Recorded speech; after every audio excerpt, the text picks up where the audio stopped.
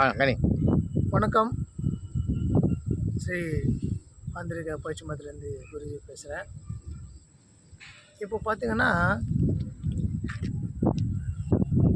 ஒரு மாந்திரிக பயிற்சி முறையாக எத்தனை முறைகள் உண்டு. அது பார்த்திங்கன்னு சொன்னால், குரு சொல்கிற முறை,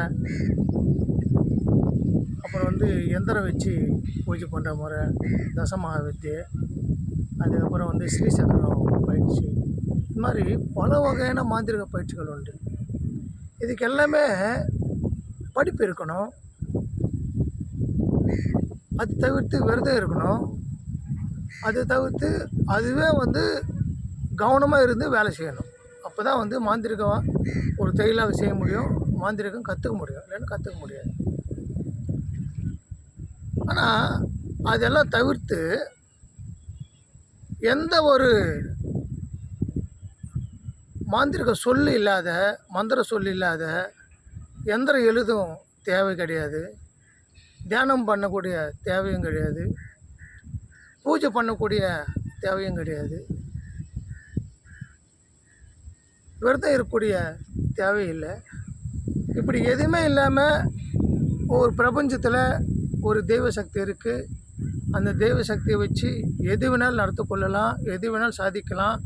எப்படிப்பட்ட விஷயம் நம்ம நடத்த கொடுத்தக்கூடிய தெய்வம் தான் அதுதான் பயிற்சி. இதில் என்ன சொல்லலை, மாந்திரிகம் எழுத்து முறையும் சொல்லலை, எந்திரம் எழுதலை, படையல் மூலமாக எதுவுமே சொல்லலை. அதுக்கப்புறம் பார்த்திங்கன்னு சொன்னால் பலி பூஜை மாதிரி எதுவுமே இல்லாத நேரடியாக பிரபஞ்சக்கிட்ட இருக்கிற ஒரு தெய்வ சக்தி இறக்கி நம்மளுக்கு தேவைப்படக்கூடிய விஷயங்கள் எப்படி பயன்படுத்துறது தான் இந்த பயிற்சியோட முக்கியத்துவம், தன்மை. இது ரொம்ப ரொம்ப அற்புதமான பயிற்சி. இதில் மஞ்சளோ குங்குமம் எலுமிச்சு பழம் அதெல்லாம் எதுவுமே வைக்க தேவையில்லை. ஒரு மனுஷன் சும்மா உட்காந்து நம்ம சொல்கிற மாதிரி அந்த பயிற்சி செஞ்சாலே அந்த தெய்வ சக்தி இறங்கி உங்களுக்கு என்ன தேவை செஞ்சுட்டு போகும். அதுதான் இந்த பயிற்சியோட தன்மை. அதனால் வரக்கூடிய பௌர்ணமிக்கு இந்த பயிற்சி கொடுக்குறோம். தேவைப்படுறவங்க கற்றுக்குங்க. அற்புதமான பயிற்சி.